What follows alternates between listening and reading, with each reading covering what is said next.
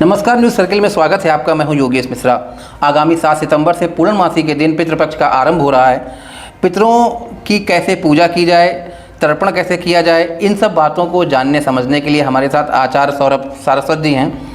पंडित जी, आपका news circle में बहुत बहुत स्वागत है। धन्यवाद सर। पंडित जी, पितृपक्ष का आरंभ 7 तारीख पूर्णमासी के दिन से हो रहा है। सबसे पहले तो हमारे दर्शकों को बताइए कि पितृपक्ष का महत्व क्या है। सर, ये जो पितृपक्ष है हमारे पूर्वजों के लिए विशेष दिन होते हैं जी।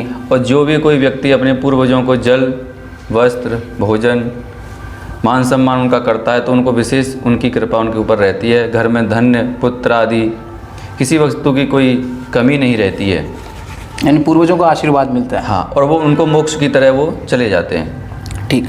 पंडित जी, जरा ये बताइएगा कि पितृपक्ष का आरंभ कब से और कब तक हो रहा है, कब से आरंभ हो गया पितृपक्ष?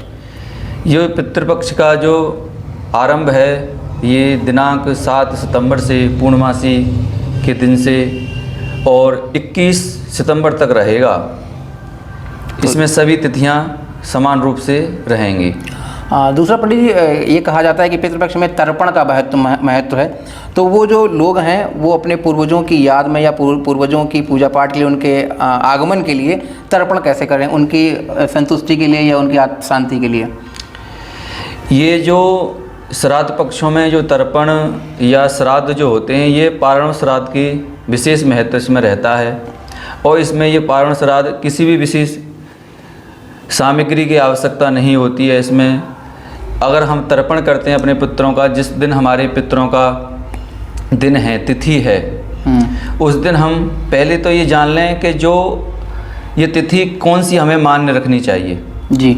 इसमें बहुत तिथियां का विभिन्न रूप से समझ में नहीं आता लोगों के, वो विशेष रूप में परेशान रहते हैं कि किस तिथि को मान करें। जिस दिन हमारा शरीर पूरा होता है उस दिन मान करें या जिस दिन दाह संस्कार होता है उस दिन मान करें। तो विशेष तरह जिस दिन हमारे शरीर से प्राण छूटते हैं उसी तिथि को हमें मान्य करना चाहिए, क्योंकि अगर आज हमारे शरीर से प्राण छूटे हैं, अगर हम 5 दिन पीछे अगर दाह संस्कार करेंगे तो ऐसे तो बात समझ में नहीं आती है। लेकिन कुछ लोग ऐसा ही करते हैं, लेकिन वो गलत है, ये शास्त्र सम्मत नहीं है। ठीक। जिस दिन तिथि से प्राण छूटे हैं उस तिथि को ही मान्य करें। तो जिस दिन जिस देवता का, जिस पितृ देवता का श्राद्ध होता है उसी दिन अपने पितृ के निमित्त तर्पण कराना चाहिए और ब्राह्मण को भोजन कराना चाहिए।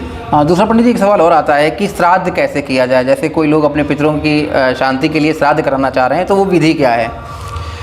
सर्वप्रथम हम अगर अपने पूर्वजों के लिए श्राद्ध करना चाहते हैं तो किसी ब्राह्मण को आमंत्रित करें और उससे अपने पितृ के निमित्त तर्पण कराएं और उस पंचबली देकर अपने किसी ब्राह्मण को भोजन कराएं।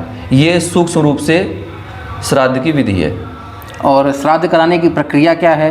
वो यज्ञोपवीत लेके जनेऊ लेते हैं और तिल से?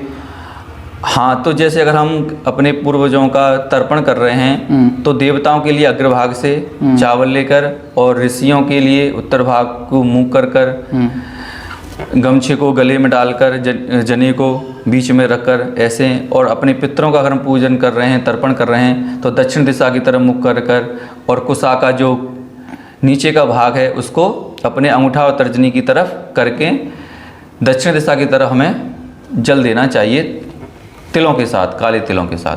ठीक। पंडित जी बताइए, पितृपक्ष में कोई विशेष तिथि है कि जैसे किसी को ना पता होगा हमारे पूर्वजों का देहावसान का कब हुआ था, अगर वो श्राद्ध करना चाहें तो कौन सी ऐसी विशेष तिथि है जिसमें वो श्राद्ध कर सकते हैं? वैसे तो सभी के लिए मान्य तिथि पार्वण श्राद्ध कराना चाहिए और वह अमावस्या के दिन करा सकते हैं। जी।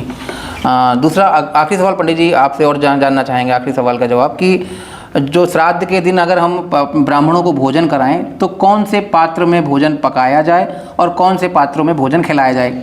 कौन से पात्र वर्जित हैं जिनमें खाना नहीं बनाना चाहिए और कौन से पात्रों में भोजन हम खिला सकते हैं? ये सर आपने बहुत उत्तम प्रश्न किया है। प्राय देखा जाता है कि लोग तरह तरह के घर में बर्तन रखते हैं और किसी में कुछ पका लेते हैं, लेकिन लोहे के पात्र में पकाया हुआ जो भोजन है, अगर लोहे का पात्र अगर पितृ हमारे देखते हैं तो देखते ही वो हमारे वहाँ से चले जाते हैं, वो हमारे श्राद्ध ग्रहण नहीं करते हैं। और एवं जो ब्राह्मण हैं, वैसे शास्त्रों में कहा गया है कि दो सगे भाइयों को एक साथ भोजन नहीं कराना चाहिए और बाप बेटे को एक साथ भोजन नहीं कराना चाहिए। अगर किसी का श्राद्ध आता है तो उसमें दोनों सगे भाई, सगे माँ बाप और बेटा पुत्र ये नहीं लेने चाहिए। और विशेष अगर कोई मित्र हमारा है, मिलने वाला अगर कोई मित्र है, अगर उसको भी हमें श्राद्धों में भोजन नहीं कराना चाहिए। और अगर हम भोजन किसको कराएं फिर उत्तम विशेष, तो जमाता और देवते को हम अगर भोजन कराते हैं तो उसका पूर्ण फल हमको प्राप्त होता है। तो पंडित जी आपका बहुत बहुत आभार, आपने पितृपक्ष को लेकर बड़ी महत्वपूर्ण जानकारी दी। तो 7 सितंबर से पितृपक्ष का आरंभ हो रहा है और पूजा की जो विधि विधान है वो आचार्य जी ने बड़े अच्छे तरीके से समझाई है। उम्मीद यही है कि आप पितृपक्ष में पितरों की शांति के लिए विधिवत पूजा अर्चना करेंगे। फिलहाल अभी के लिए इतना ही, अगले एपिसोड में फिर किसी मुद्दे पर चर्चा करेंगे। तब तक के लिए मुझे दीजिए इजाज़त। नमस्कार।